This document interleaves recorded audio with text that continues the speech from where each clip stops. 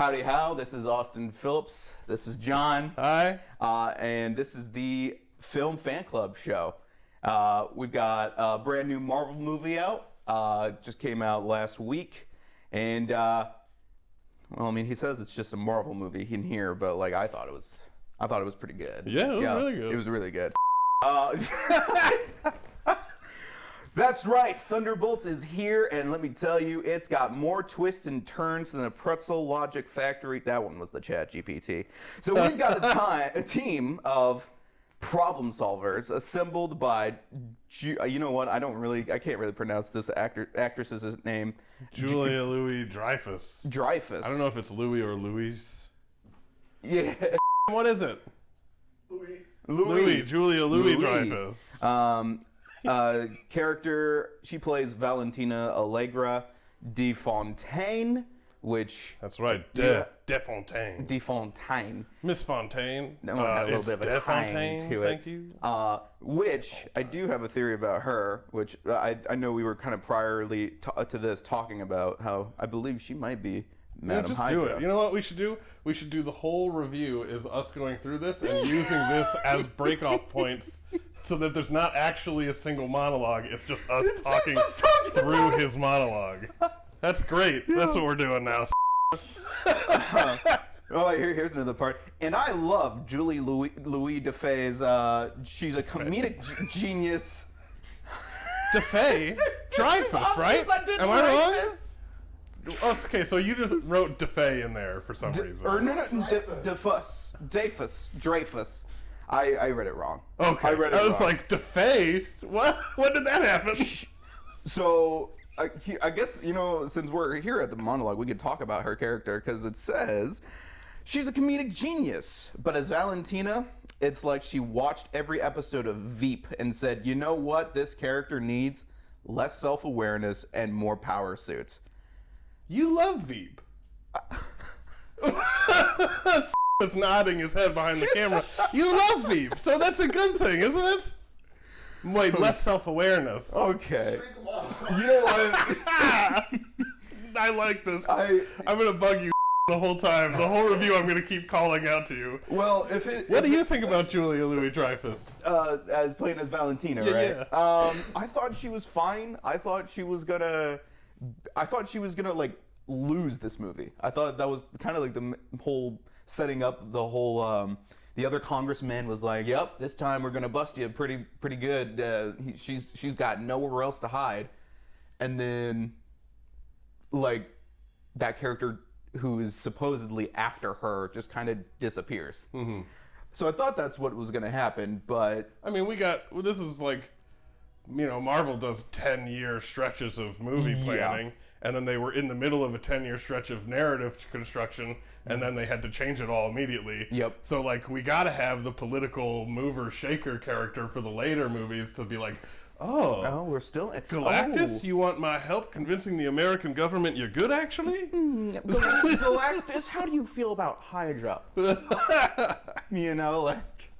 Yeah, I thought that's what, but I will say I was pleasantly surprised with how, like you said, shifty, political, and you kind of utilized that in the end will introduce us to, spoiler alert, the new Avengers. Like, I thought, even though I didn't get what I thought we were going to get and what I thought I wanted, I was pleasantly surprised. I was like, okay, yeah, I'll stick with this character. She seems interesting enough to stay by, and I know even at the end, Yelena was like, "We own you now." Like, it's like, not really. What is your headcanon, like your theory for Valentina? So, my theory is that I think she's playing as Madam Hydra, and Madam Hydra, as the name implies, was, you know, working with Red Skull, or at the very least, is a descendant of some kind. And I think these new Avengers are just going to be Dark Avengers. And I'm pretty sure Dark Avengers are, they were like Norman Osborn's team. Like whenever Norman Osborn became either mayor or president or something. Yeah, he became president. You know what? He's probably been both, honestly. Yeah, he's been both. Broad expanse of comic books. I'm sure Norman Osborn has been both mayor and president. So, I think that's what's going to happen. To what extent that's going to be a big payoff, I don't know. I'm not really sure. They really know. I'm sure they have like a template, right? They have a layout of what they want, but I'm not sure. I don't know how. What phase are we in of Marvel? 4? 3? I thought we were in like 5 or 6. Something weird because like 5? We are in 5 right now? We're in 5 right now. What was phase 4? Ended with Wakanda Forever. That memorable piece of art. So then 5 then is, what was the first one in 5? 5 was... I want to say that wasn't that No Way Home? No, that was like beginning of 4. Oh. It's your thing, you guys. Was it Deadpool Wolverine? No. We know how much you love Deadpool and Wolverine. You gotta edit it all out.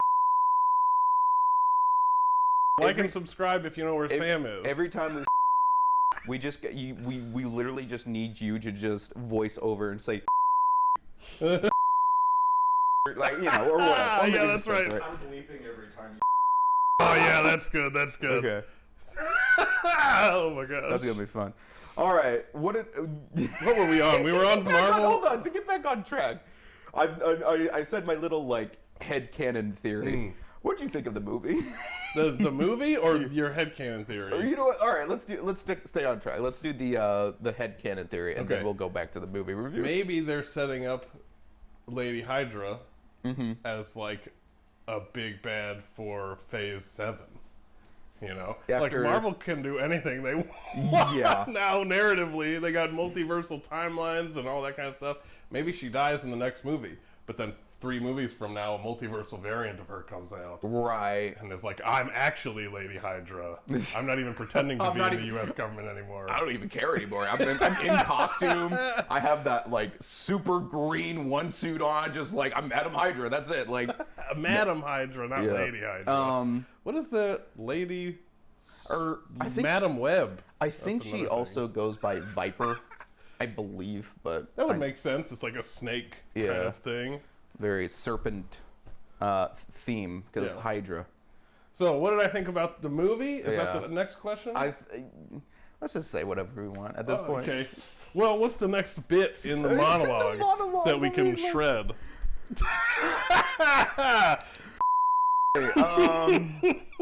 Bleep. I just start saying, "Hey, bleep."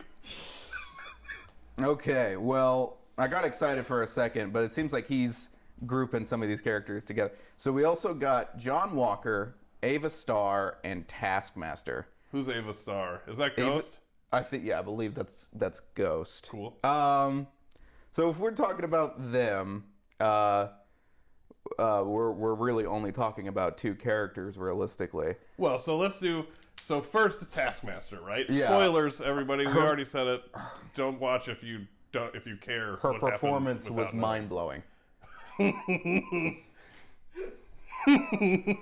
She gets killed really early, shot in the head. Yeah, everybody gets sent. Everybody gets sent to the same base, the same bunker, because Julia Louis-Dreyfus is trying to get rid of all the loose ends because there's a Senate investigative hearing committee happening, trying to impeach her from whatever her position is.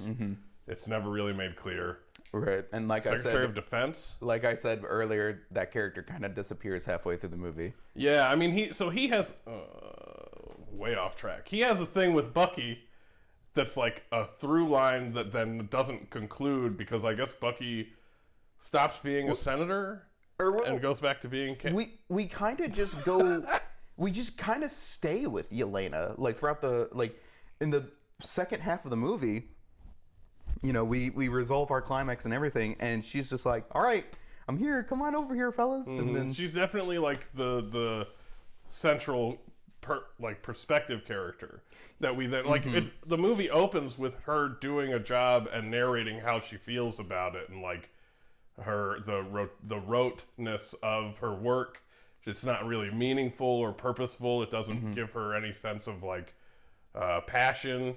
It's just the same stuff she was doing when she was being controlled by the Red Room, but now she's not being controlled by it, and the people telling her aren't literally flipping a switch in her brain to make her behave, but they're just like, hey, here's some money, because that's how America does it. Yeah. Russia goes, hey, we're just going to put a chip in your brain to make you an assassin. And America goes, you need money to live. You definitely need money. We'll give you some money if you blow up a lab for us. Yeah. But I also think like they did a really good job of showing that like a common thing that happens with I think a lot of us, and we just kind of get drowned in work. Like we almost kind of invest ourselves so much into work that kind of becomes our lives. You know, I know the term like workaholic, right? But for some people it's true. Like they don't really have a personal life. They don't have family they can go back to. They don't have like, I mean, with her, obviously she has the Red Guardian, but they also bring that up in the movie where it's like, we haven't talked in like a year, you know? Yeah. And I thought that was very relatable. I thought that was like, okay, this is kind of cool that like, especially with a movie that you're trying to base this around characters who are kind of broken in a sense. Like these are characters that these are not heroes at all. I thought that was a very good way to set up that.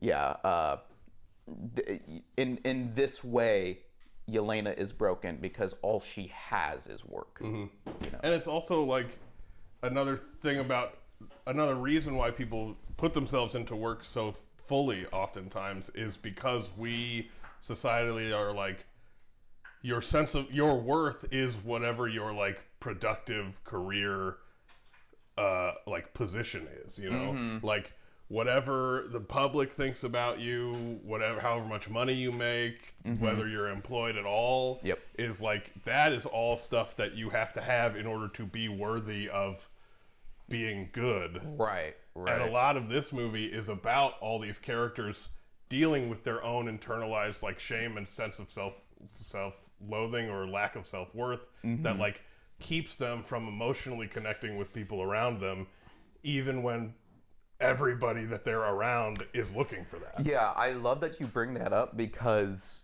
you know I'm kind of like getting excited and jumping ahead, but like ultimately the ability to emotionally connect is how they essentially save the day. Is like to literally put oneself aside and just reach out. Like they literally reach out to each other to make sure all of New York doesn't fall into the void, which we'll get to that later. And it's also like, you know, putting oneself aside is definitely a part of it, but also they all have their own little most of them have their own little journeys to like not just figure out how to set themselves aside, but to how to accept the things that they have in themselves. Right, you know, Bob, Sentry, right? Sentry. Bob, who is Sentry and the Void, they're obviously dealing with, you know, his own sense of like self-loathing and self-worth. Like the lack of self-worth, yeah. To the point where at the end he's beating up the Void in his own head and becoming more Void consumed by doing it. Yeah. But like Yelena has her whole thing with the Red Room and the fact that her first mission was like luring her friend out into the woods to get killed. Walker has his own, like, he's got his sense of rejection from the military that he always thought was his family, the United States that he always thought he was like a guardian of, the public who don't like him even though he has super strength and does stuff for America. Yeah, does a super soldier. And then his own family who, through all of that, his wife and kid were still with him, even though the rest of the world was like anti-Walker. Right. But then his obsession with the world being anti-Walker drove him to drive them away. Yeah. And so he then hates himself for that, even if he never admits to anybody that he's pissed off with himself for driving them away. We see in his head how he feels about it. I love how whenever they did try to they showed that off, they also utilized how like when you are kind of stuck in your own void, right? Obviously, it's connected to Sentry's like void, but like whenever hey bleep, turn around and like stand behind the light so I can get a picture of you in this. Okay. Excellent. Now, come towards behind the camera. What I want. Can I change the brightness so that it's like all shadowy? We're leaving this in too. Leave it all in the edit. Leave it all in. Nope, I can't figure out how to change the brightness. We'll do it later when we're done. Yeah. But individual voids. That's what you were talking about. yeah, like, well, because I think the void was used as like a metaphor, as like everyone technically has their own void, right? Like they're either a dark side or a piece of themselves or a piece of their history that they don't like. You know, whether they did something, whether they were told something and believed it, and then it bit them in the end, or whatever. When we see John Walker touch Bob, and that void kind of like reaches out and like goes through his memory, we see that like like you said, he's so upset, like he's literally doing like this the whole time in like 80% of his flashback, and it's showing off, like, I believe the title even said "A Hero Fallen," I believe, and he's so consumed with this part of his life that he can't control anymore, that like it shows that he's being neglectful to his child. And like obviously whenever his wife says something, he's like, I'm watching her, I'm doing fine, like I'm doing it, it's no big deal. I'm in the room. Yeah, and that's what the job is, right? To be in the room. Right. And it's like, and it shows that like people will try to sometimes justify their void, try to justify like, yeah, I'm doing my job, it's fine. Don't you see that I'm trying to deal with this? Don't you see, like, and to be fair, like, yeah, the country sees him that way. It's kind of, but I think that's that was their way of like kind of not trying to justify like void, because that's a piece of yourself you have to learn to accept and like stop trying to hold on to. But it's believable. That's what I'm trying to get to. It was, they were trying to show how believable it is to grab on and not being able to let go. Yeah. And they do a good job in Captain America or Falcon and Winter Soldier. Yeah. Is like, he gets a lot of that in that too, of like, we see why he thinks he's supposed to be doing this, and like how he thinks, like he does that press junket on the football field, and he talks about how he was a quarterback in high school and he's just an all-around American boy, and it's all like this projection of what he has been told by other people that the society wants. Right. And then he does it and gives it to them, and then they don't like it, because actually expecting a society to have a singular desire that they will all unify behind is just like incredibly impossible feat to accomplish. Like literally, that it only ever happened under Steve Rogers, and even in Captain America, there like even like the army was like laughing at him for a while, like.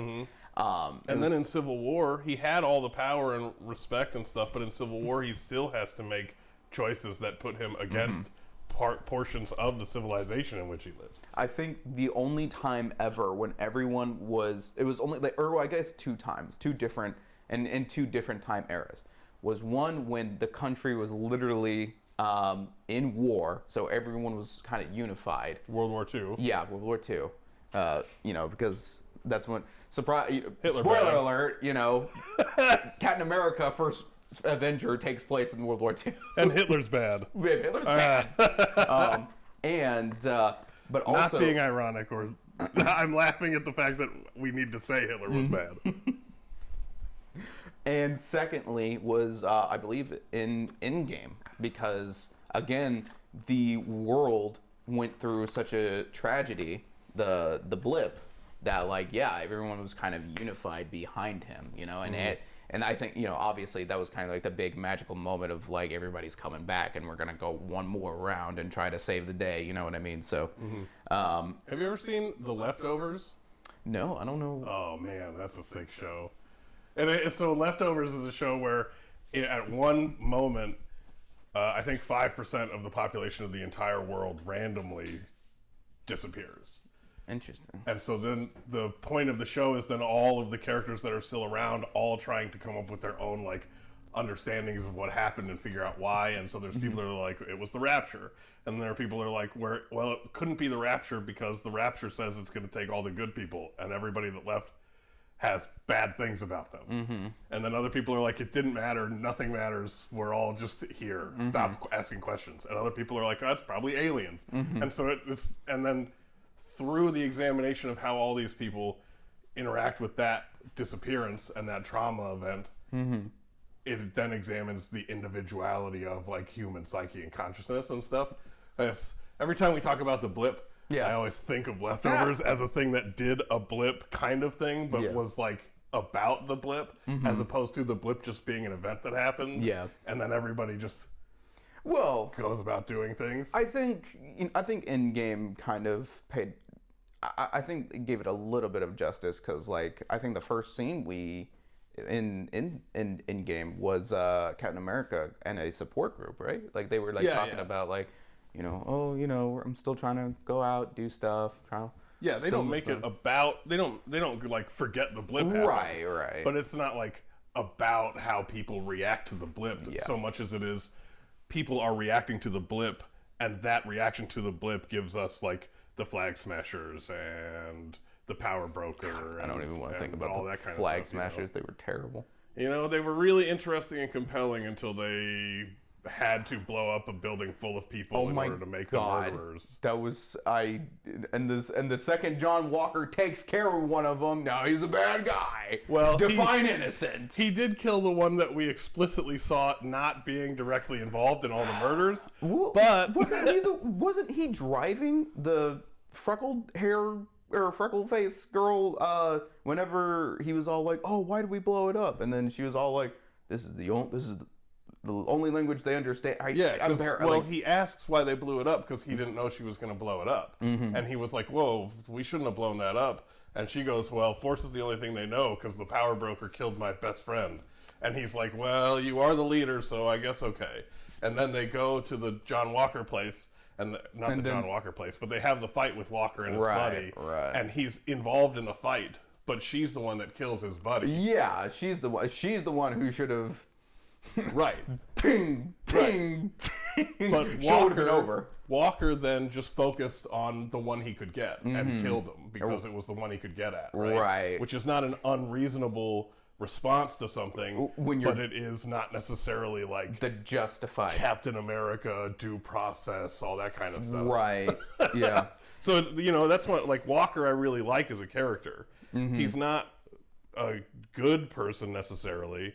But they do a good job of when he's a dick, we understand that why he's a dick. He was raised and conditioned in a dickish environment, and told that being a dick was how you like assert your power and authority, and he's also dealing with the consequences of that. Like his wife and kid left him, right? And he spends most of the movie telling other people that whenever they're done, he's going to go home to his wife and kid who are still waiting for him. Because that's the last thing he has to hold on to of being good. And he's like, I can't just drop that. Right. He's kind of like in denial. Which like, I mean, if your wife and kid left you, like, would you like... Yeah, I mean, it takes a while to process that happening and then go, could I have been responsible somehow in any of that?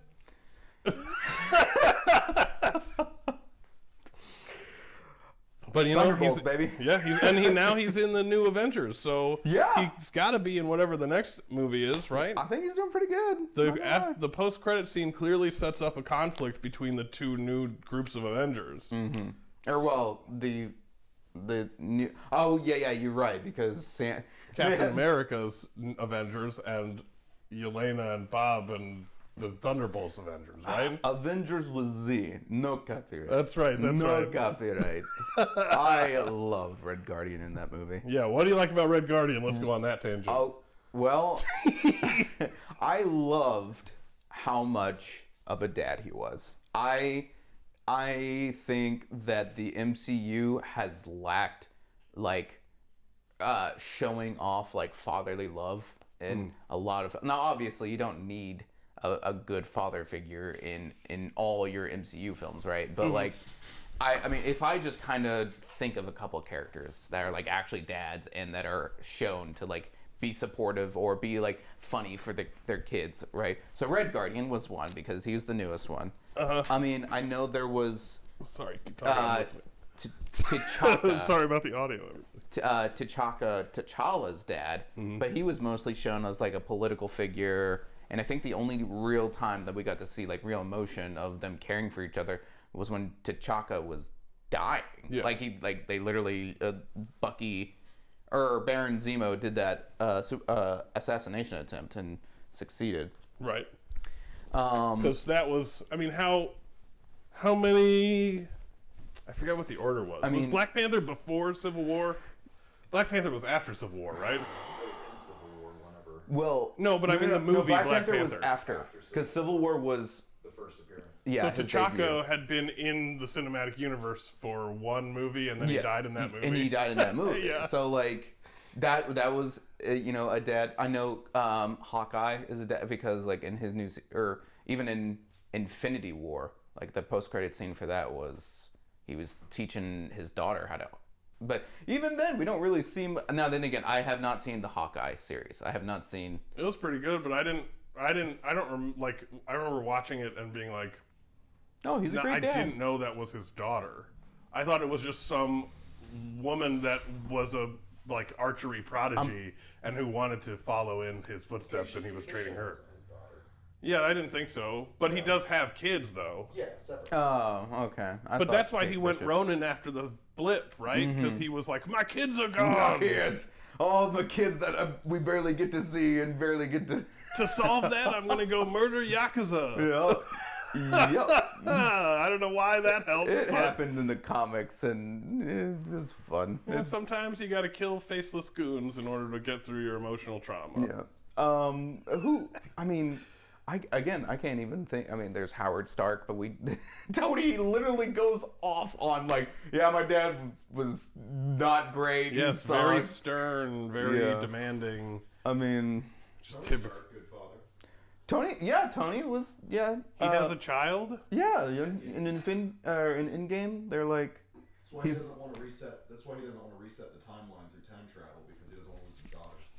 yeah, he's like, he was saying like, oh, I have something here now. Like I made something for myself. And then But then he leaves it. Yeah, but then he save figures the out world. time travel. He's like, I did it, and he like falls on his chair and everything. Takes like one montage and he figures out time travel. Yeah, well, I mean that's how montages Tony Stark work. for you. Tony Stark built this in a cave. It's like montages are a filmic tool in order to show the passage of time. Bleep back there, thumbs downing. But yeah, I loved how Red Guardian, because again, what I was trying to get to was Marvel doesn't utilize like good fatherly figures, and I thought this was a nice change. The only other time I kind of felt like that warm fuzzy, like, oh, okay, he's a good dad, was actually in Guardians 3 when Drax was kind of showing kind of being silly for those kids, I didn't see Guardian 3 yet. It's on my list. Then but you my can spoil bad. it. I'm good. I'm sorry. I don't have a problem with spoilers. Okay. I spoil everything, so. So. John Voight is the bad guy in Mission Impossible. That was spoiled for me last night. So. Inside jokes. Yep. But yeah, there's just to give a little context, there's a scene where the Guardians are trying to save some kids, and but they don't speak the same language, and these kids are kind of like scared and confused of the Guardians because they're trying to be like, we have to leave, we gotta go, blah blah blah, and they're like being like all sad, like we don't know. And Drax, first thing he does whenever he sees these kids that are like upset and scared, he just starts, you know, like start like he's just being a good dad. And you know, when I see moments like that, I'm like, those are. I wish we got to have more of that. I know using it sparingly is a good thing because, you know, we don't want to overdo it, right?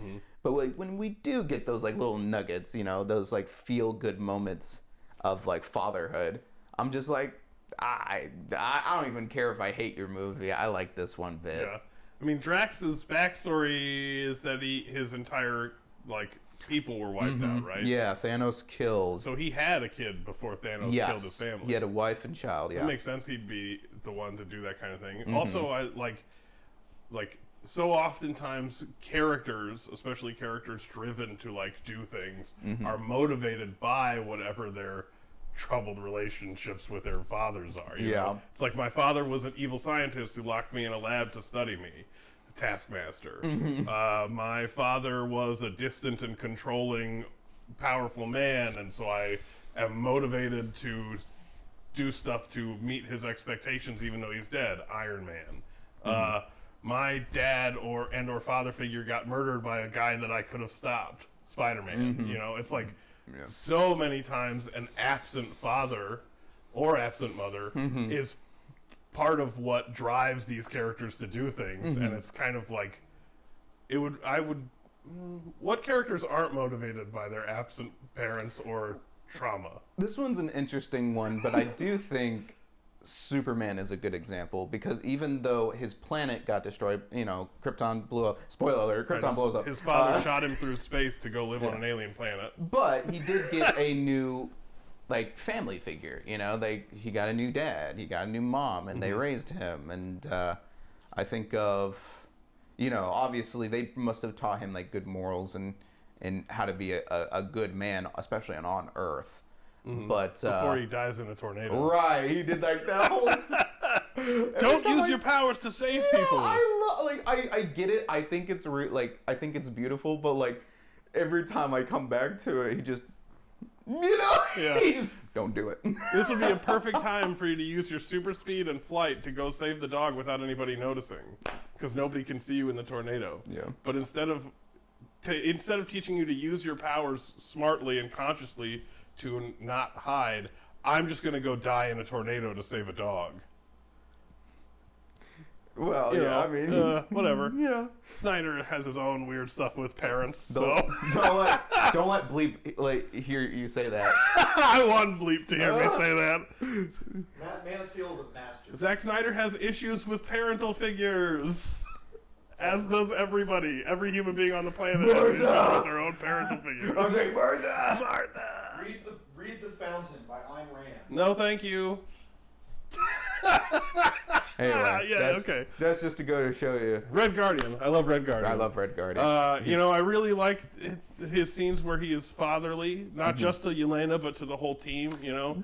He's the guy that comes in when they're at their low point after they get out of the bunker, and he's like, you guys are team, super team. And they're like, we're not teams, we're bad people and bad agents. And he's like, but together, you work together and have team. Get face on Wheaties boxes. It totally reminded me of like stay-at-home soccer dad coach. Like, well, he was a soccer dad. And I was like, I love this. Because like I grew up playing sports, and my dad would help coach the team every once in a while, and it brought me back. You know, he's like, together you can do it. You can win. You can save the day. You know, and I'm like, yeah, that's dad. It's an interesting way to deliver that too, right? Because you need somebody to encourage these disparate loner anti-hero types to band together.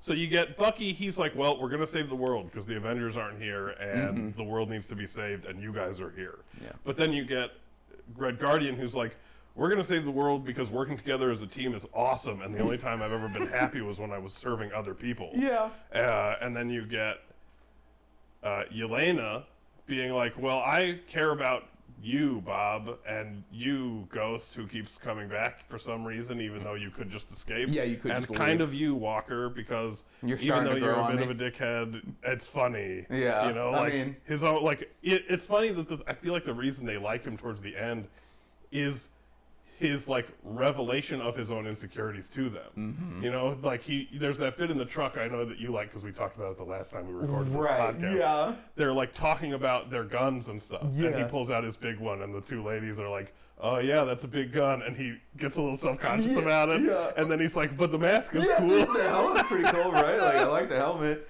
And they're like, oh, yeah, it's kind of cool. You know? Yeah, and it's one of those things, I like the mask. I like the cowl, whatever you call Yeah. it. And I also like the beret, at the end. Mhm. I thought, because like at first I was like, I like the helmet a little better. I love the helmet, but then I kept looking, like I kept on seeing like the different pictures that they were showing, and I'm like, all right, the beret's kind of cool too. Like and it also differentiates him, from Steve. and know? I like the beret as like in the military, your class A's are like the fancy dress uniform that you wear to like functions and social events Yeah. and stuff. So that has a beret. So whereas the normal military uniform has like a hat or a cap of some kind, Yeah.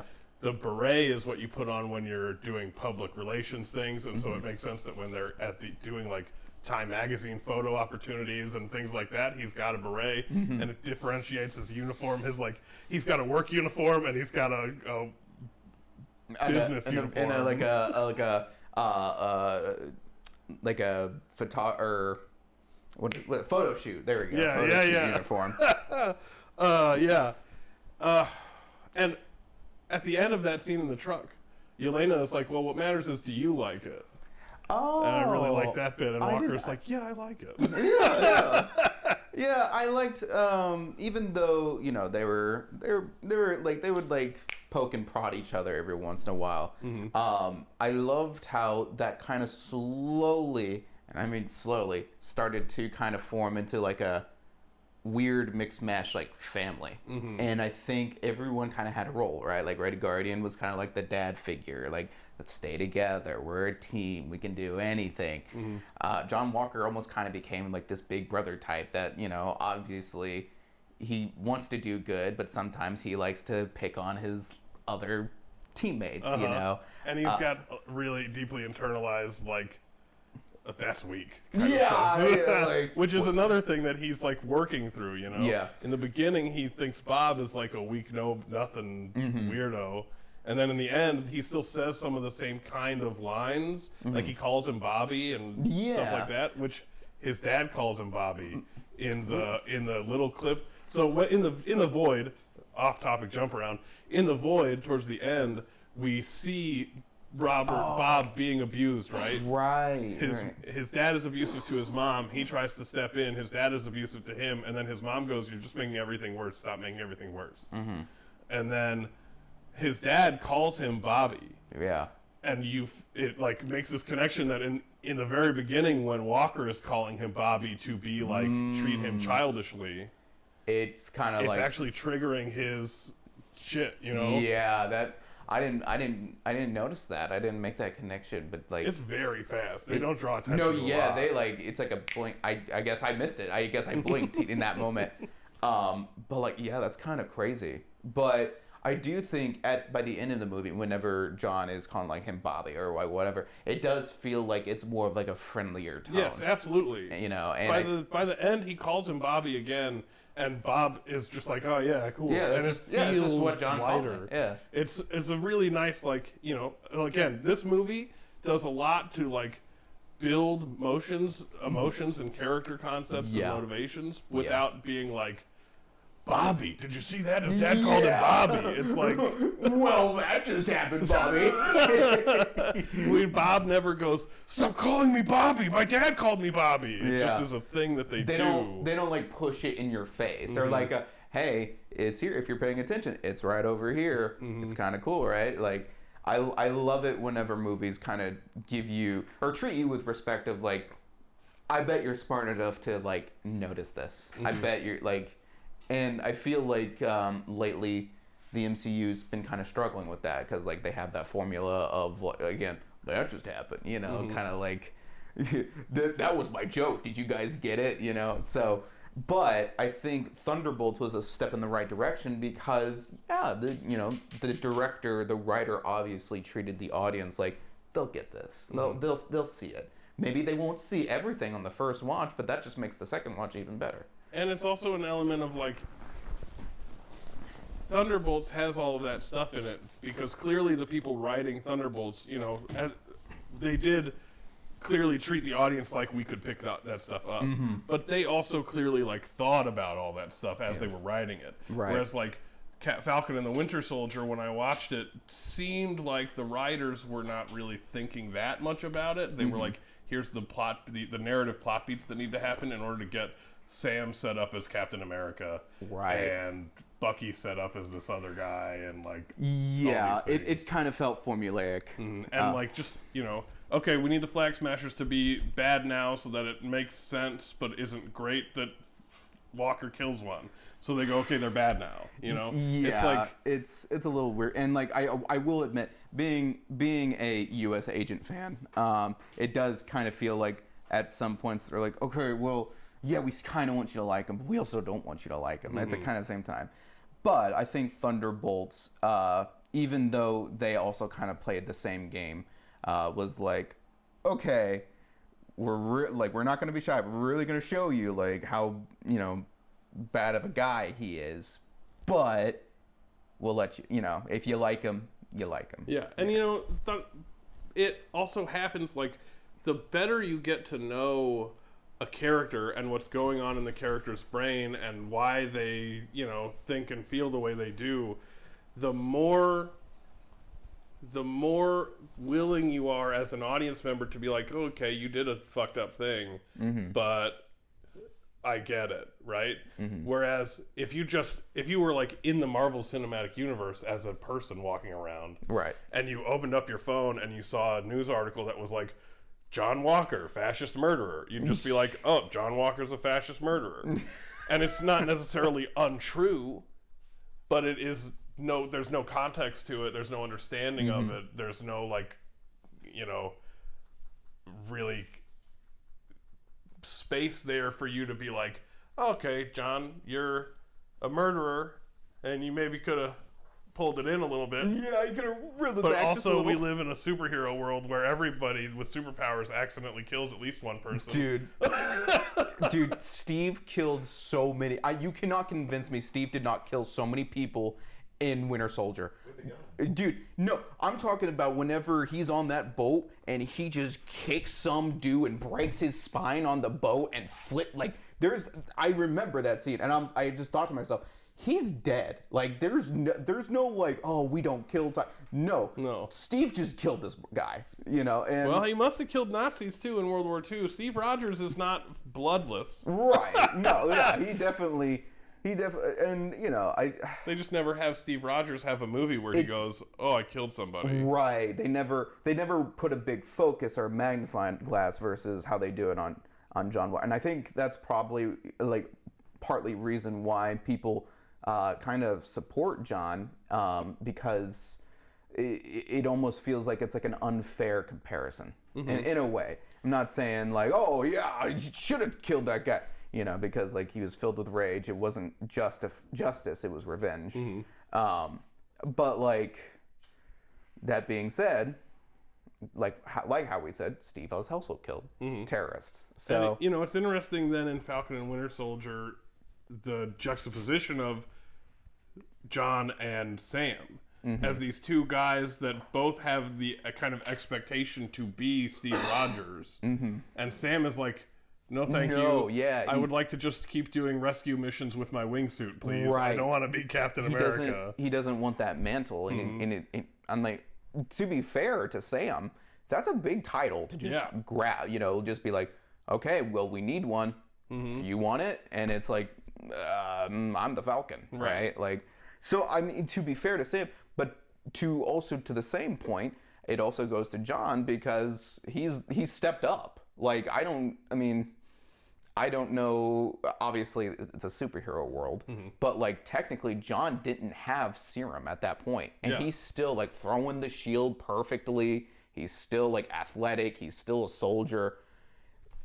And that's respectable. I like it. He was trained from youth to step up when the government asked him, right? Right. So it's one of these. It's from the other end of it. Sam is like, I don't want to do that, but John is like, I'll do it. You guys have been telling me I was born for this kind of shit my entire life. I'm a special ops guy. I've done missions. I've saved the country without superpowers.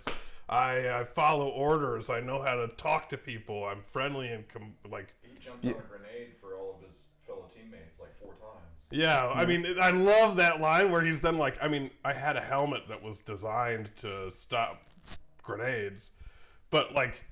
Because Steve jumps on the grenade. That's a dummy grenade, but he doesn't know it's a dummy grenade, and he just jumps on it. Yeah.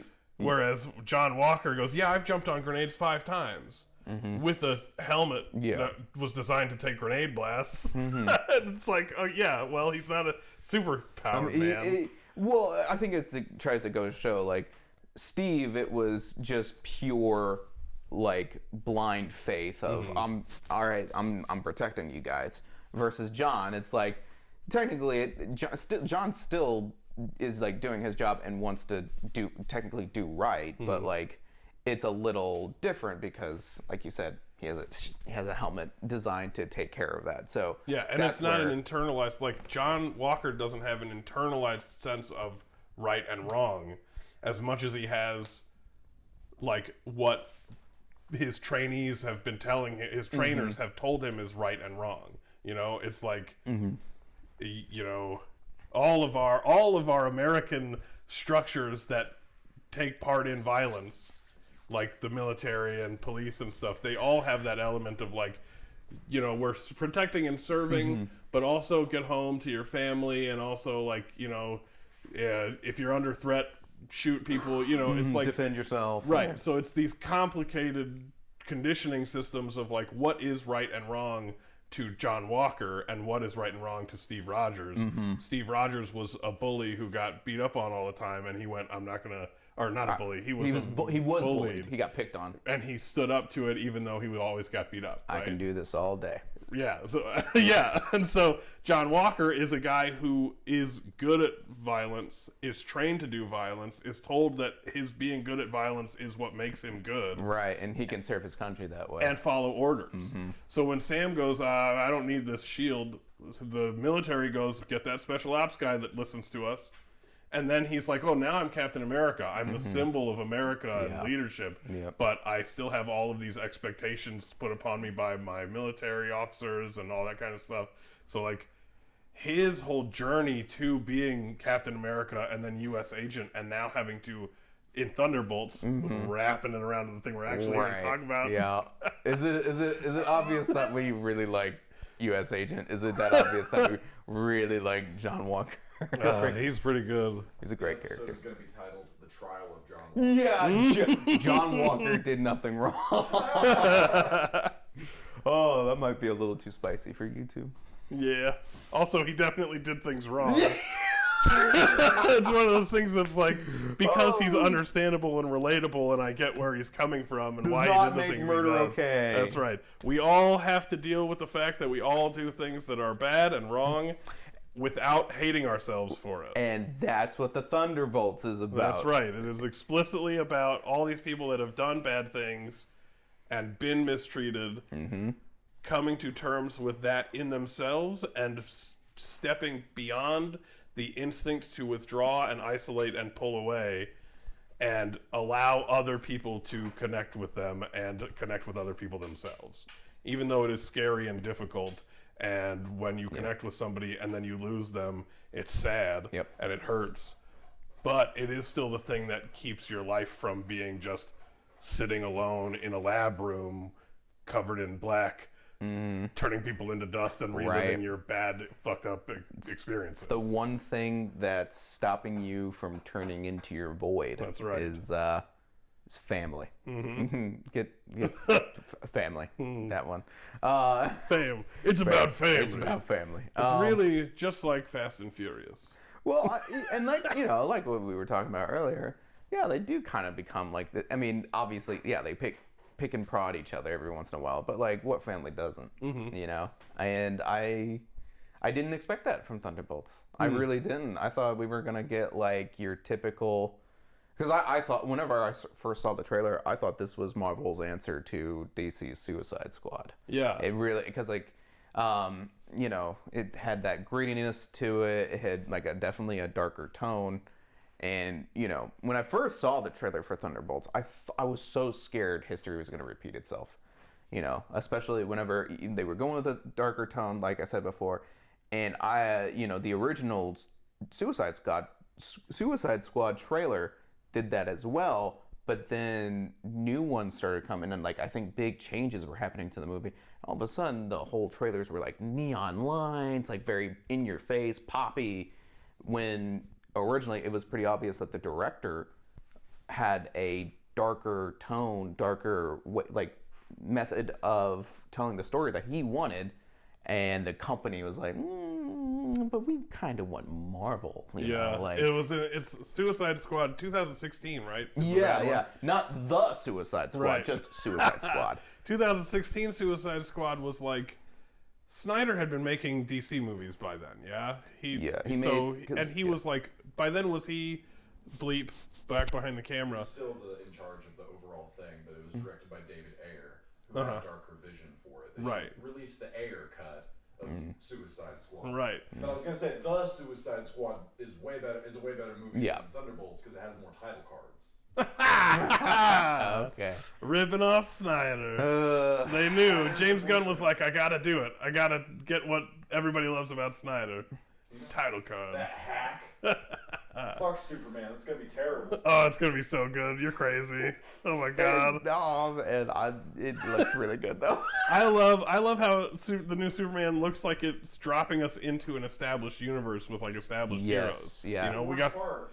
No way. You want to watch a new origin story of Superman? How many of those do we have? 8? With Henry Cavill. Oh god, boring. He'd have that CGI mustache, the CGI bear No, spot. that wasn't in the Snyder cut.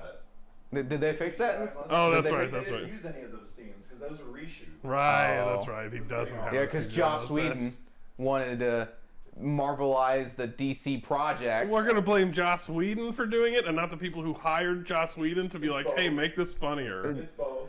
It's Joss Whedon's job is to be light and kind of stupid. Like, you can't blame the man for being the auteur that he is. Just turned down the job. He also likes Okay. apparently making characters fall on breasts. Apparently, it's a Oh yeah. He reused that joke. yeah. He was likes- first in Age of Ultron, or wait, no, yeah, first in Age of Ultron, and then it's Justice League, and it's like, what are you Who doing? falls on breast in Age of Ultron?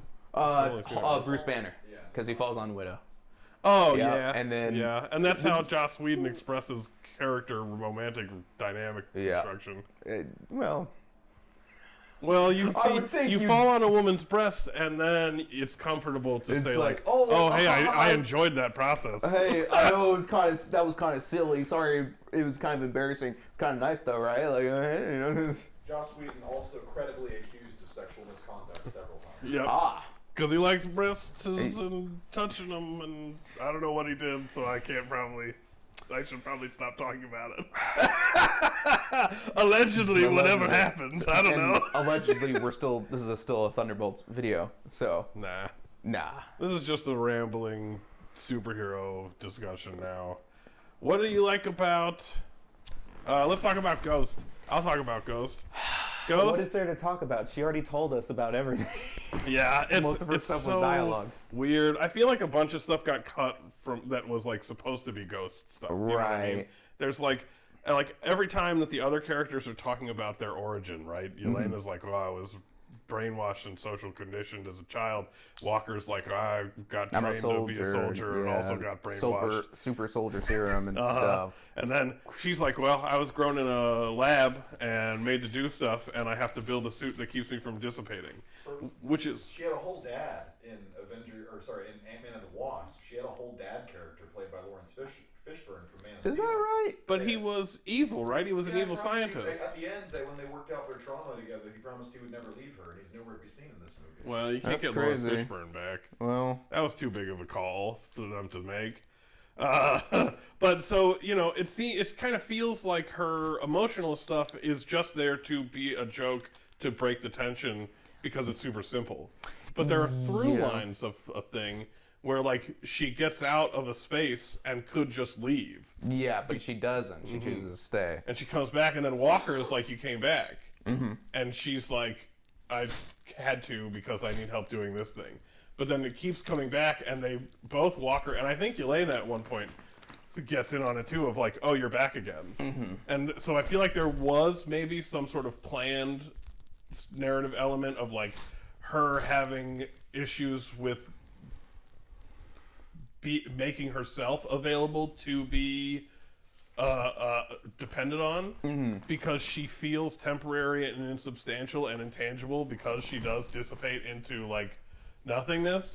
But they probably, I feel like they just had to cut it for time because it wasn't as, like, parallel, impactful, probably. And like Walker's internal stuff and Yelena's internal stuff and Bob's internal stuff all kind of, like, work together as a narrative. I think they kind of, like, paralleled off each other. Yeah.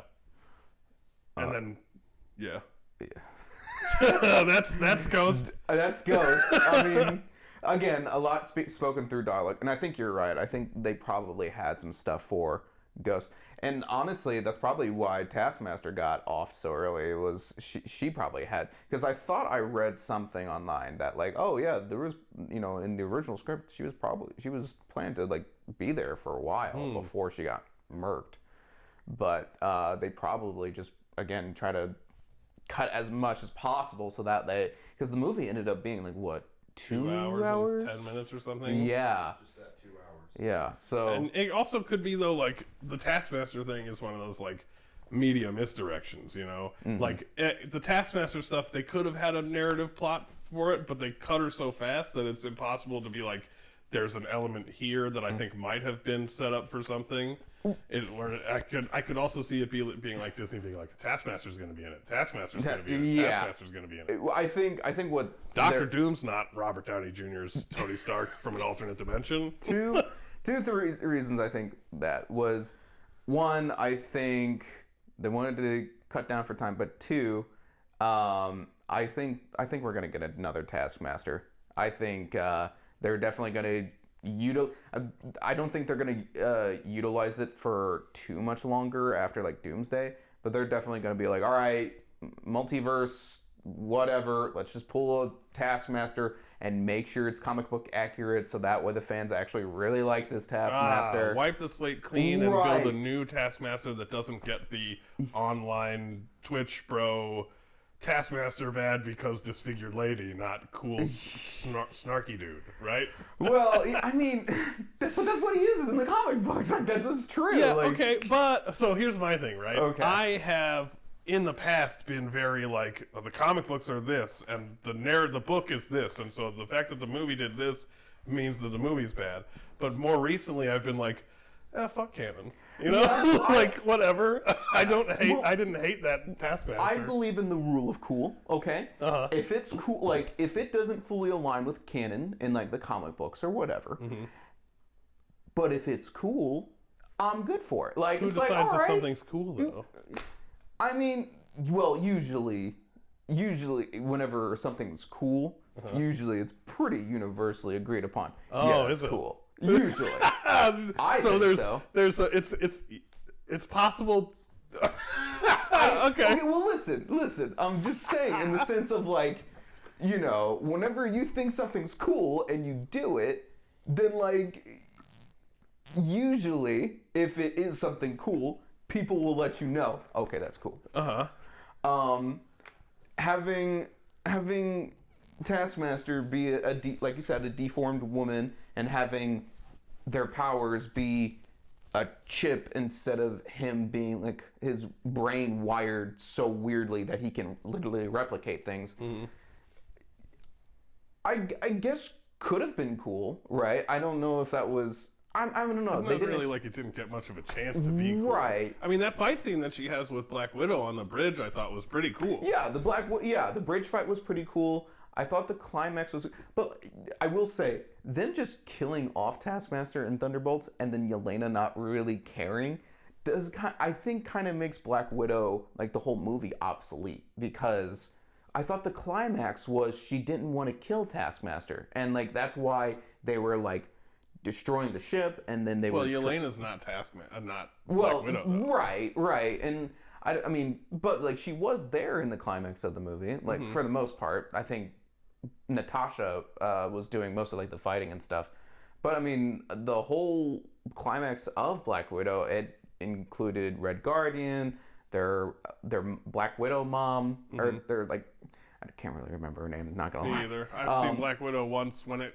was out. So and Yelena, and so like obviously the whole family was there. But do you remember what the like narrative connection is in Black Widow between Natasha and Taskmaster? So Natasha was trying to bomb the guy that basically runs the Red Room. I'm pretty sure, and Harvey Weinstein. And his daughter was caught in the blast. Like she actually blew up the daughter, and then she becomes Taskmaster because her supporting agents didn't tell her there was a child in the room, right? And so she hit the bomb and blew up the girl. Right, and that's why she really did not want to kill Taskmaster. Right.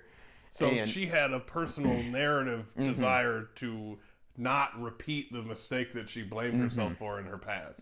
Yelena, how is Yelena connected to that character, Taskmaster?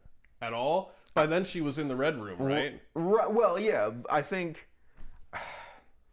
I can't fully remember. I thought Yelena was along with that plan, or at least on the same pace with that plan, but maybe I'm wrong. Maybe Yelena gets saved from the Red Room operation at the beginning of that movie, right? Black Widow, yes. Yeah, She's probably. still in, like the opening. She gets unhypnotized at the beginning of that movie. Right. And that's the impetus for Natasha then coming back and having to deal with the Red Room and the bad guy and her own accidentally killing a child, as far as she was aware, kind of thing. And it's like, so I guess I don't really have a problem with Taskmaster dying and Yelena being like, whatever. I guess that kind of makes sense. It's like, I don't know. I just I remembered that. I remembered that oh yeah, Yelena was at the final half of, and the whole plan was Natasha really did not want Taskmaster to die, and then I guess I guess it does make sense for Yelena not to carry those feelings with since Natasha's dead. But and they're about to be incinerated by a giant incinerator. Yeah, that also makes sense. But then again, Yelena does whenever they are kind of taking her stuff, she's like, Can you please not That's do true. that? She does keep going, a little respect for the dead, and they're both just like, she would want me to have this. Cool watch, yeah, so. she'd want me to have this. This is kind of useful. So, well, then again,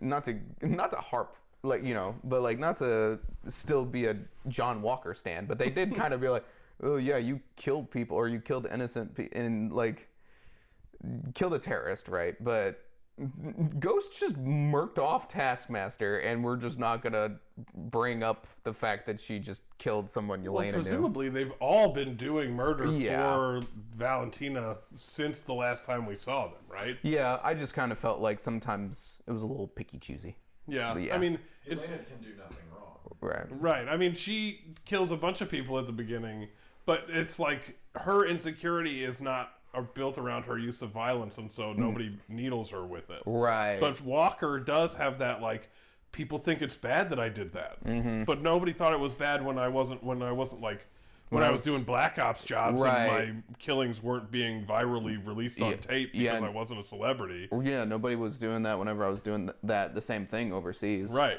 and that's true. When it's not publicized, nobody gives a shit. Right. That's why America can do whatever the fuck it wants in other countries as long as the news makes it a priority to not be like, here's this fucked up shit that happened today. Here's this fucked up shit that happened today. Yep. We enjoy not paying attention, and we enjoy being judgmental when we see it. So it is interesting. There's lots of stuff they could do with the idea of the use of force. Which is it's like a thing even in superhero movies that aren't about it. even when it's not intentionally focused on, there's still like, what does this movie then say about the use of force and justification of force, and like at you doing violence against other people, like when is it necessary? When is it justified? How much of it is justified? How much of it is necessary? Right. Is it necessary at all? Like when, because even the Flag Smashers, when they start the show, they're explicitly nonviolent. Right. They're doing like bank robberies and stuff to like pay. They're doing bank robberies to get money in order to buy food and medicine for refugee groups who have been displaced since the blip, because they came back and all of their stuff was owned by other people. And so like their center, their base is, well, we're going to do property destruction. We're going to break and enter. We're going to break the law, but to serve these people that are being unserved. And then in their exposure to force, her best friend gets killed by the power broker. And instead of going, well, the power broker is a bad, violent entity, we can use violence against the power broker and continue to be nonviolent against other entities. She goes, violence is just the only way to talk to anybody. Right. And she goes hard into it and then becomes bad. Yeah. And then Walker has this whole thing, that whole line of like, he's done Black Ops shit. He's been in combat zones. He's multi-decorated. What did they say that he has, like 3 medals of honor or something? Something like that, yeah. Some insane number. And he's like, I have those medals, I'm good. That's the country acknowledging my goodness. Right. For violence. And then all of a sudden he does it without orders and in public. Yeah. And all of a sudden, everybody has a problem with it. All of a sudden, like, yeah, it feels like the whole country, like, kind of, like, turned his back on him. Yeah. Yeah. And he has to deal with then that backlash. And the government, the United States government, has to clean up that whole mess. Discharges him. Yeah, tries to, like, sweep him away. They're like, you're no longer an American soldier, even. And he's like, I kill people for you all the time. Yeah.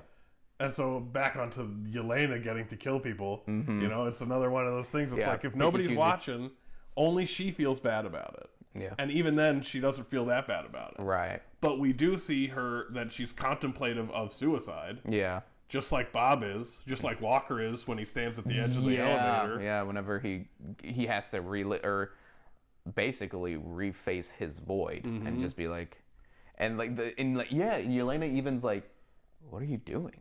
And he notices that his back is turned, like he's like his back to Yelena, and all of a sudden he straightens his neck out, and he's just like literally about to drop back right down on the edge. And it's like, okay, Thunderbolts, I see what you're doing. Yeah. That's kind of cool. I really like that. Yelena uses the term the void first to describe her own internal sense of darkness as she's standing on the edge of a skyscraper.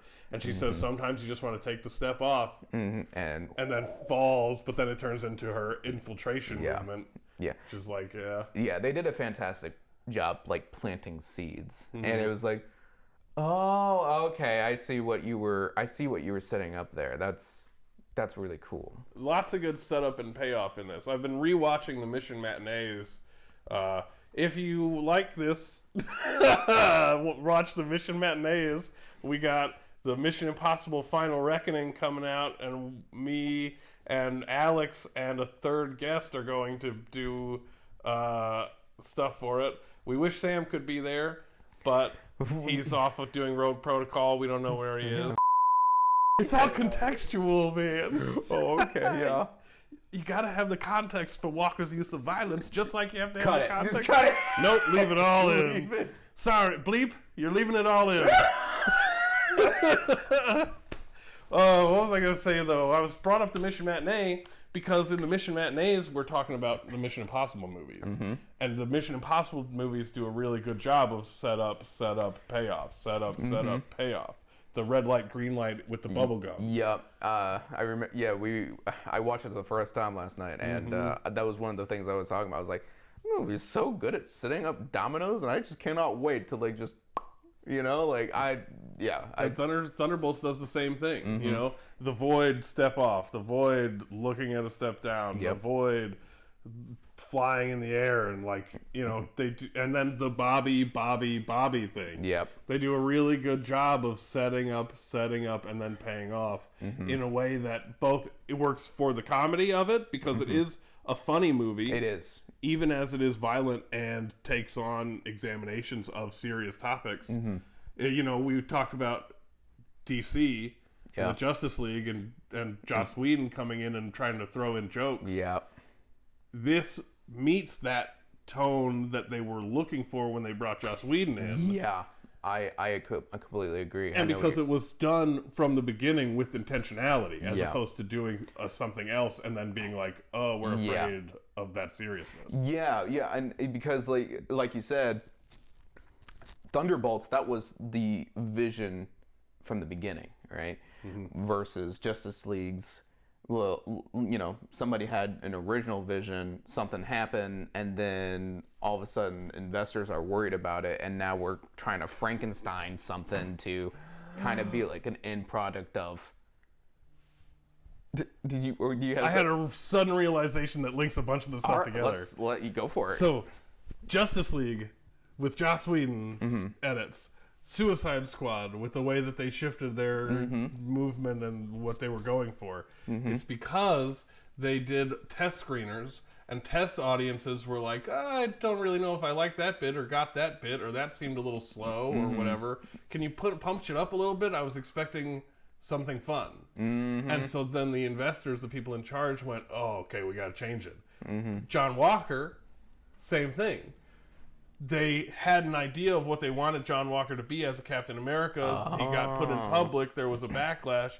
Instead of figuring out what it is he wanted to be, he went, there's a backlash and I don't like it, and he tried to be something else and became a worse, less a U.S. agent person. and not a Captain America. Right. And you know, in Falcon and the Winter Soldier, we see his relationship with his wife. Yeah. And he has a good relationship with his wife. We see his relationship with his army buddy friend. He has a good working relationship where he cares about that guy. But then the backlash makes him go U.S. agent, and in U.S. agent he embraces like, well, fuck it, I'm just bad. I'm just spec ops. Right. That's it. And I'll just go in and murk people with my super strength.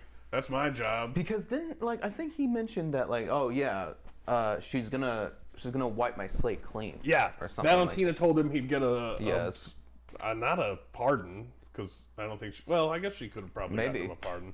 He does say wipe my slate clean. Yeah.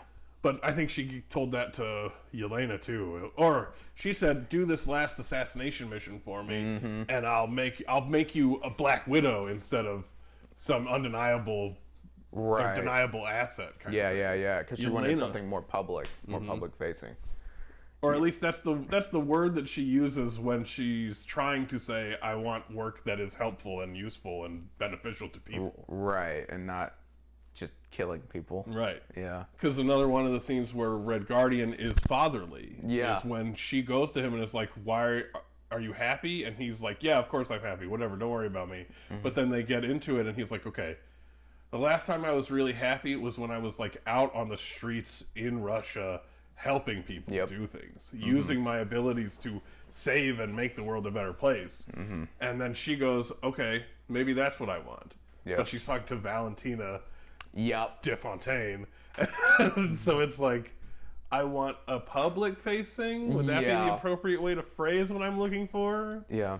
But if she got a public facing job in Valentina's operation, she wouldn't enjoy it. Right. Because public facing does not mean helpful. Yeah, I love now that like we're really diving into, like, I love the fact that each of them, you know, they each have their own void, but it's like it's unique to them, right? Like Yelena, it's drowning herself in work because that's all she knows. And alcohol. Right. And alcohol. And a lot of alcohol. John he's trying, he can't deal with the fact that he messed up. Like he's like you know, he's constantly drowning in it. He's constantly looking at his phone, Fall of a Hero, you know, like he can't fathom that, like, no, what I did wasn't wrong. What I did was my job, right? Or that what he did was wrong, but it's not all entirely his fault. You know, he has that line, he and Yelena are talking, and she's going like, oh yeah, I've been killing people since I was like 8 or whatever it is. And he's like, well, you were a kid. And she says, oh, that makes it better? And he says, well, I think it would be nice to know that you didn't have a choice. Which means internally in his head, he's maybe not saying it, but he's thinking like, I did make the decision to kill that guy. Nobody brainwashed me and put a chip in my brain to make me do it. Yeah. But that's because he has not yet begun to examine the implications of what societal brainwashing conditioning does. The way that's like the military as a veteran, just like the conditioning and socializing elements of the military itself. It's not putting a chip in your brain and exposing you to pheromones and playing a song to get you indoctrinated to do murder when they play a song. But it is like, you know, you got to be hard, you got to be strong, you got to not talk to anybody. Got to be conditioned. Exactly. Like, even though it's not brainwashing, but Walker has not quite processed the fact that all built him as the person he is. Right. You know? Yeah, and I like how you brought up, like, technically, like, in the position that he's in, and, you know, the history that he has, yeah, I could see how somebody could say, like, you know, you could find comfort in knowing that wasn't all you. You could find comfort. Technically, what I did, I was saying it was all me, you know? And again, like, kind of like how you said, you know, our veterans have to be conditioned. Like, literally, you have to be ready. You have to be hard. You have to be strong. You have to be tough. You have to be ready to be gritty. You know what I mean? Not the dance move. I know. I get it. You know, you got to, and there is an element to it of like, your job is to go into a combat zone and kill people for the state. John Walker. Yeah, man. I'm thinking of U.S. agent hitting the gritty, like. Doing the. Yeah. Does John Walker ever dance? That'd be funny. They should have him do the floss. In the. Oh my God! If he starts playing Fortnite. Oh, that would be hilarious. Oh my God, he just gets real into like video games. Maybe that's okay. I will say, video games can be very healthy for you. Yeah, for sure. It can be very mentally stimulating, help you with problem solving. Very. What would John Walker say in a Call of Duty chat room? I don't think you want me to say the words that I think John Walker would say in a Call of Duty. Anyway, what I'm trying to say is John Walker would probably he'd probably have no experience with like video games or like online interaction, so he'd probably try to like start a conversation, like a genuine conversation with some random player, like, hey, my name's John, how are you? And then, you know, part of his villain origin story. Someone was mean to him. Online. He would just be like, are you Ladies Man 777? Yeah. I said, are you Ladies Man 777? Meet me, bro. Meet me. I'll be at the pit stop on 73rd. He'd get off at Fortnite and be like, wow, those people are toxic. But I get why the game's so addicting. I love that game. Every time you get a kill, a little bing pops up. I feel good about myself. I don't know how to do the gritty button, though. I don't know where the gritty button is. I need to make my goddamn. Yeah, I've been trying to. Again, that shield's from a bigger Captain America figure, but I decided just like John Walker stole the shield from Cap. Listen, he was given that shield by the United States government. Yeah, the United States government is the entity that gets the. Just let him, just whatever.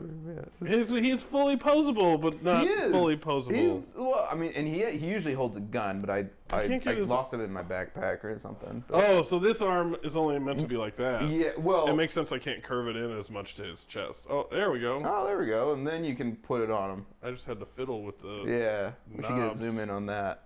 I'll hold it. So that, I don't know. Yeah, hold it very still and point at the camera. Oh. There he is. Best Thunderbolt character right there. That's my boy. I love John. Well, okay. Well, hold on. I mean, Bob is pretty sick. Bob's pretty sick. Red Guardian is pretty sick.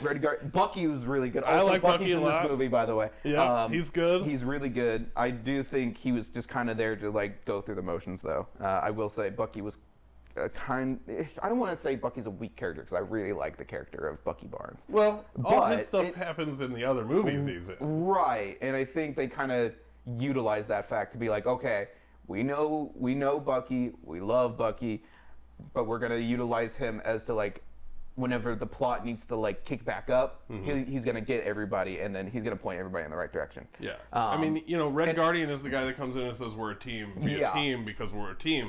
Bucky is the one that comes in and is like, okay, you're a team. Here's what we're aiming at, though. We need to go do Avenger stuff. And they're like, we can't do Avenger stuff. He's like, we don't have a choice. You know? So we have a mission that needs to happen. Even though those are kind of like one-noted characters, they're still utilized in such a way that feels organic and it feels right. It feels right. It does feel right that Red Guardian is always talking to Yelena, his daughter, and being like, we're a team. We can do anything. And when Yelena is like at the very end and she's about to quit, and this is probably my favorite scene in the whole movie. He goes to her, comforts her like a good dad, and he's like, Yelena, you lit up room when you walk in.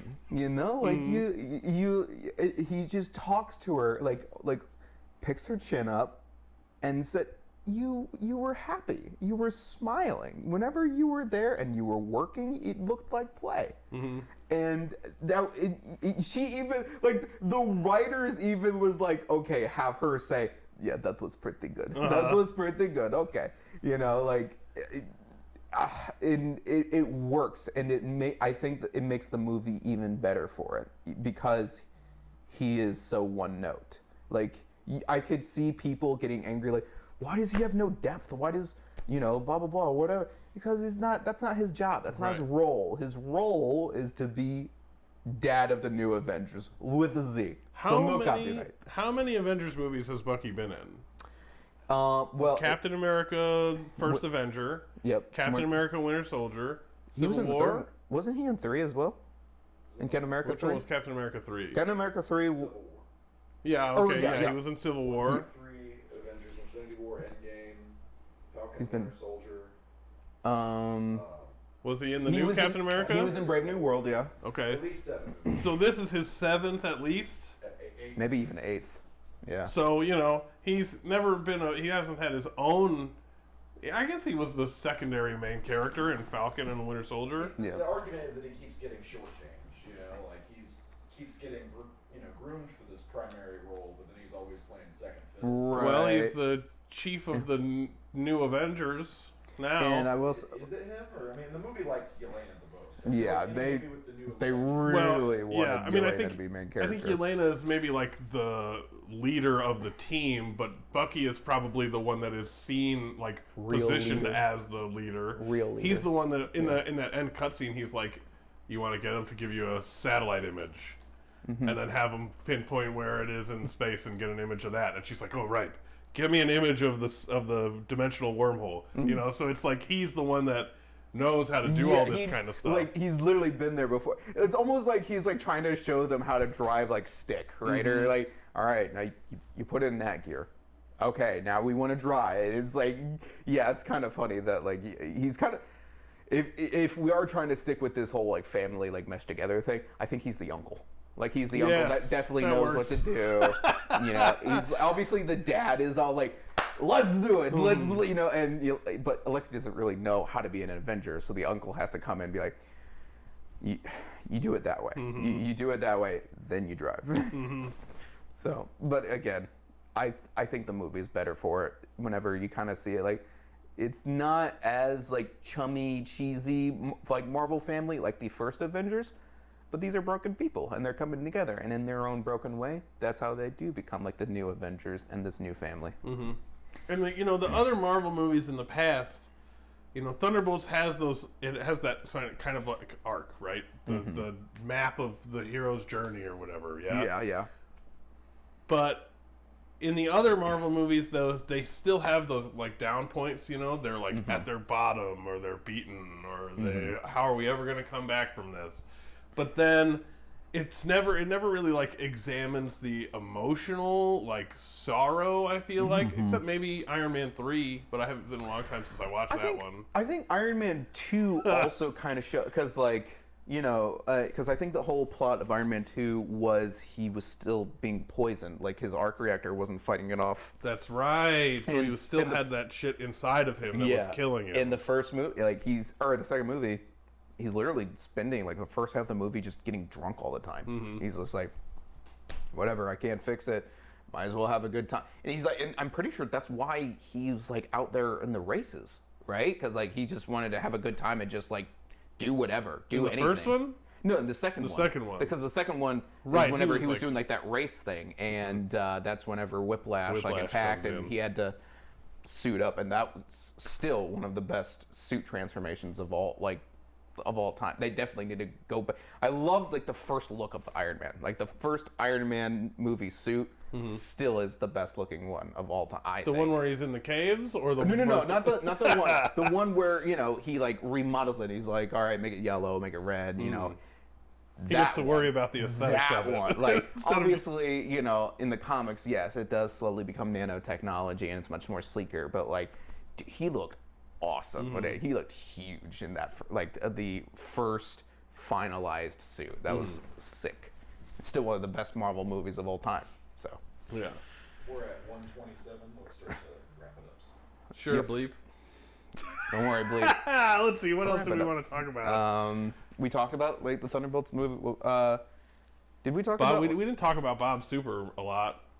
You want to talk about Bob? Yeah, we can talk a little bit about Bob, Okay. and then we can wrap it up with how, like, our final thoughts of how we thought about the movie and stuff. Okay, so Bob is an unknown person who shows up in the bunker that everybody is sent to go kill. Even Valentina doesn't know that he's alive or in there because she doesn't pay attention to the results and excess waste of her own evil scientific studies. They accidentally wake him up during their fighting, and then he joins them. He has superpowers, but it's not super defined until later, but it's basically like every superpower imaginable. But he also has the Void in him. Yeah, so I would say he's basically Marvel's Superman, but this guy has, he's struggling mentally. I really loved the fight scene in the tower at the end when he's Sentry. So he works with the Thunderbolts throughout the movie, but then he gets kidnapped. I guess not throughout the movie. Well, just he through tries the to, like, bunker. sacrifice himself. He That's He tries to buy them time. He's all like, and then all of a sudden he gets shot, does not die, and then starts flying. Well, he gets shot and falls over. They think he's dead. Yes. And then he just, like, rises into the air and becomes, they say he becomes an ICBM missile. And he, like, but then once he crashes, they gather him up, they take him to a lab for Valentina's whatever, and then she tries to make him into Sentry, which is Superman. Yeah. And then they have a fight where the Thunderbolts are trying to fight him, and he's just, like, floating in midair, getting punched and, like, bending John Walker's shield. And, like, I really like how they do it, because Superman fights, he's always moving around fighting, you know, he's fighting Zod and all that kind of stuff. The whole shot, like, the whole fight is just one shot, and it stays on him the whole time. Because literally, they're literally bouncing off of him. They try to get on him, they try to beat him, and he's just, ding, yeah, boom, yeah, bye. He can stop bullets with his mind. He can grab Bucky's arm and just tear it off of him, and then hit somebody else with it. Like, I think for a second he had laser eyes. I'm pretty sure he had, like, laser vision, and I'm like, oh wow, we're really pulling Superman right now. He is the ultimate hero. But they put it in a body of a guy who has his own internal problems, and then told him that he was perfect.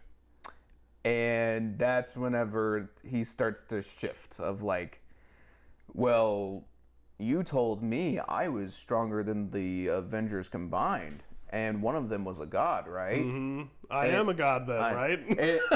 and then all of a sudden, like, you can see the gears start shifting in, what's her name? Valentina's mind of, like, okay, this is starting to go pretty fast now. And obviously, there was a moment where he was gonna kill her, but, you know, they activate. Spoilers.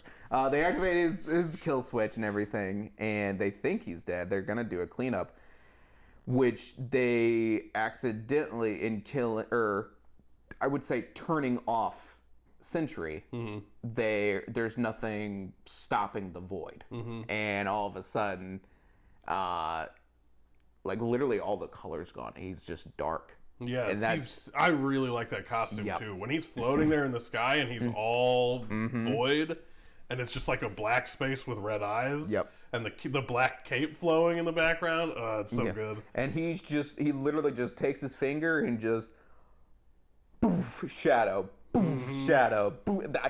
That was so cool. I like whenever I saw that, I'm like, this is a Marvel movie. What happened to the little girl? You know, it's so interesting. It's like the shadow outline kind of like dissipates slowly into a less defined blob. Yep. But the outlines all vaguely reminded me of like pictures from Hiroshima and that kind of stuff, of like the shadows burned into the walls, and then it just starts to like expand out from him, so he's not even actively popping people. They just get touched by the shadow and get. They did such a good job of just expressing the Void metaphorically, but quite literally as well. Like it's. There's a quote in God of War, I believe Ragnarok, and there's a riddle that they're trying to solve, and they say, what is something that you take away from all the time, but only gets bigger, and they can't figure it out. And then that near the end of the game, I believe, I haven't played God of War, I've seen clips, but they're like, oh my God, it's a hole. You constantly take away from a hole, but it just keeps getting bigger. And I was literally thinking of that whenever the Void just kept spreading and spreading and spreading. And I think metaphorically, that's why the final fight ended that way. Whenever Bob tries to like just toughen up and try to beat the crap out, that's still technically him. That's a part of him. And so that's why, even though whenever he got strong and he wanted to fight, he technically still wasn't winning, because it was overcoming him at that point. It was, you're still trying to choose violence. You're still trying to choose, like, trying to win instead of letting go and letting something be. And it's a part of yourself. There's a concept that I'm not going to explain it super clinically because I'm not a psychologist, but like shadow work is this thing where you look at the parts of yourself that are predominantly seen as negative. The thoughts that come into your head, your instincts, the things that you have done in the past that you feel bad for, shame messaging, guilt messaging, that kind of stuff. Yeah. And you examine them not as a thing that you need to eradicate, because if you are trying to eradicate a part of yourself, you're just doing self-harm. Yeah. But that you need to accept without giving full control over to, Yeah. So like Bob has that, in that at the end in the cutscene, he's sitting there not doing anything, and they're like, it would be great if we could fly, and he's like, well, but with Sentry comes the Void. Yep. But I did the dishes. Hey. It's just like, and Yelena, all of them they do shadow work as they deal with their own issues and problems. I know that we talked about it prior, but as a person who has struggled with like mental health and has had like just growing up, had to learn how to deal and manage my personal Void, I should say. I thought this movie did such a fantastic job of showing that the Void, obviously is a real comic book thing, but it's also, they utilized it and gave it a new meaning. It's like, well, technically we all have our own Void. Technically, John Walker's going through one, Yelena's going through one, Ghost is going through one, Bob's going through one. We even in Valentina has a Void, That's right. Yeah, we do get an idea of what Valentina is like. Oh yeah. And weirdly enough, Valentina seems to be the most accustomed to her Void, which I think speaks a lot to in which our heroes, they struggle with it. They're still having problems with it. Yelena almost is like, all right, yeah, it's beside me now. Like, yeah, I do these things because. You mean Valentina? Yeah, Valentina. Did I say Yelena? You said Yelena. Yeah, that makes sense. Sorry, yeah. Valentina is Yelena. Yeah. So, but like, yeah, I thought that was one of the best attempts of showing and going about something like that in a Marvel film. So I think obviously we're a little light on time. I think we'll finally get to what we thought about the film, what maybe like, I don't know, what we rated or whatever. And Yeah, go quick. Bleep has to go to work soon. Okay, yeah. So what I thought about Thunderbolts, I love Thunderbolts. I thought it was fun, even though I had the mindset of, oh, I hope it's not another Suicide Squad or another Suicide Squad. I hope it's not like whatever. No, I thought they were gonna mess it up, but they didn't. I only saw tidbits of like small things that I wanted to like. It's like, oh, this isn't how I would have done it, but like that doesn't stop me from enjoying. Like I thought this was a solid, either very high B or I might even give this an A. I'd give it an A. Yeah. I mean, it's got. I really like flawed characters examining themselves. You know, I spend a lot of my own time thinking about my own self and my thoughts and where those come from and why. And so seeing characters in narratives examining similar kinds of things makes it more than allegorical and like personal. I can get more invested emotionally into it, so it has a little more investment from me than a Superman movie. You know, Superman doesn't really deal with very many things that are the same things happening in my head. Right. So it's just not quite as into it for me. But I understand other people being more into it. Bleep. I think Getting all touchy back there behind the camera, This Bleep. movie's a 5 out of 10. Whatever. Thunderbolts Thunderbolts is at least an 8 out of 10. I was gonna say a 9. Yeah, But only because it's hard to get to 10. I may go to 9, but I feel very comfortable saying it's at 8.5. 8.5. I'll take. I 8.5. really, yes. I Fuck think you, Bleep. I think Thunderbolts is a step in the right direction for the MCU. I feel like it was a Marvel film that knew what it wanted to be, and it didn't care that it was a part of a universe that was connected to a multiverse and infinite things can happen and superheroes exist. It didn't care. It knew what it wanted to be.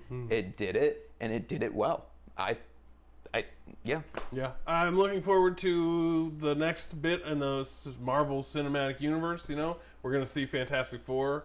Yes. That's gonna bring Galactus in, bring the Fantastic Four in. The end credit scene has them looking at a ship with the Fantastic Four branding as it appears in space above Earth from the Fantastic Four multi-dimensional space, wherever that movie is set place. So there's going to be crossovers for that. We got the Avengers versus the New Avengers with a Z. That set up, and I think it'll be really fun to see Bucky and Sam on opposite sides of that team, a lot like Iron Man and Captain America in Civil War. I didn't think about that. Yeah. I think it allows the Marvel Cinematic Universe to address emotional beats that they weren't necessarily trying to address when it was more like Up and Steve Rogers. Yeah, you know? It was definitely untapped. It was untapped. I think with Thunderbolts, I think they're going to be a little bit more. I hope they're a little more brave in exploring things like that. I don't know why I feel the need to tell everybody this.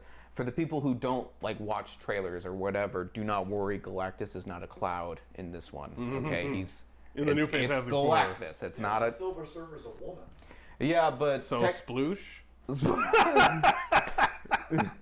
does that have to get beeped? I don't know. I think that seems fine. I think the reason they wanted to do that was to make it different, and also this is a theory of mine, and I'm sorry if it becomes true. Galactus is definitely eating Fantastic Four's universe. Yeah, for sure. And that's why Fantastic Four is coming to the main universe. The retro 60s universe that Fantastic Four seems to be set in is definitely going to be eradicated by Galactus. Yeah, I think that's... And then Doom and Fantastic Four will probably show up in our universe, to warn us that Galactus is coming eventually. Yep. But, I think my current theory, by the way, I said it in the monologue for Daredevil, my current theory is not that Dr. Doom is going to be a multidimensional Tony Stark. He's going to be a multidimensional Howard Stark.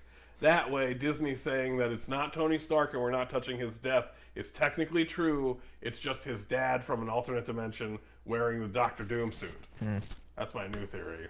How does it become Iron Man again by the end, He doesn't. He just stays Doctor Doom because he's No, evil yeah, and he's pissed off. He's so becoming Iron Man again by the end. You think so? No. Or well, I don't think he'd want if to. he- Robert if- Downey Jr. wouldn't want to. if he does become an Iron Man by the end, I think he's still going to keep green and gray colors, and I think he's going to assemble his Dark Avengers, where it's going to be him. It's going to be Captain Hydra, Steve Rogers as a Hydra sleeper agent. Chris Evans is in the movie. What? Yeah, in Doomsday apparently. So Dang. Maybe they will have Captain. It would be Captain so Hydra. funny if they just bring back all of the actors and actresses for Avengers, but they're all evil. Yeah. Oh my god, that'd be so expensive but hilarious. that would be pretty hilarious. Bring back Natasha. She can be evil Black Widow. I would actually just be like not be mad at all of like the unashamed. All right, bring them all back. You know, Let's do it again. You mentioned earlier you were like, I think they're gonna they're gonna close off the multidimensional stuff. Mm-hmm. No way for me. I think they'll just like lean into it for the rest of time. Oh my They're gonna be like, God. we can do whatever we want. There's multiversal Tony Starks. Then we can bring Lady Loki in here and all that kind of shit. I questions. hope they just bring in all the I hope they have like the multiverse stuff happen and be like, okay, we have to show like the audience, oh, we have like the X-Men, we have Avengers, we have mutants and whatnot, and everything from Marvel now, and then they can like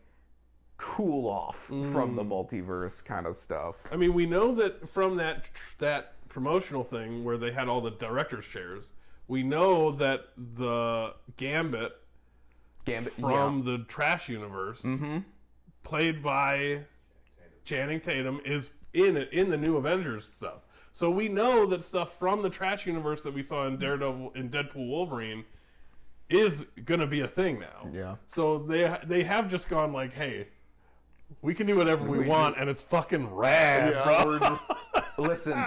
We're gonna throw the entire kitchen sink at you. Yeah. What do y'all want? Y'all want a Taskmaster that's a dude? Fine. y'all want a fucking Channing Tatum as Gambit so he can have a New Orleans accent and be sexy? Fine. We bought the whole toy box. Okay. That's right. We own it all now. Send it home. Where can everybody find everything? You can find everything on the Film Fan Club YouTube channel, at Film Fan Club on X, formerly known as Twitter. Wherever you can listen to podcasts, you can listen to that. Not next week, but in a little bit, we're going to have the Final Reckoning, Daredevil, Mission Impossible 9, 8, 9, whatever, Final Reckoning. We're going to watch it in IMAX and then do an in-studio review thing with me and Alex and some other third guy that I've never met before. Andor we're going to talk about. There's lots of cool shit happening. And this... Have you announced it was the... Yeah, last season. Okay, this is the last season of Film Fan Club. So, thanks for joining us. Bye. Well, I thought I was... Fuck the bets. Yeah, I thought I was... Oh, did yeah. I even You introduce do it. myself? You do it. Did I even introduce... did I even say my name this Do it whole... now. Do it now at the end here while we're still rolling. You well- can do your own ending. I should have let you do it. No, you're Tell good. about the YouTube channel. So, I don't even remember if I said any... I probably said my name. My name is Austin Phillips. I go by the username Kaijuice, Kaijuice. Big Godzilla guy, big Kaiju guy. But you can find me on socials under that username. Or if you're trying to go on X, it's like Kaijuice, like capital YUH, because apparently somebody else took Kaiju. So, don't really do anything much on my YouTube, but could always change. Who knows? And comment if you know where Sam is. Yeah. We're trying to find him. Yeah, let us know where in the video so we can find the evidence. Sharp-eyed viewers. But Bleep is back there working the cameras, but anywhere, so. All right, bye. Bye.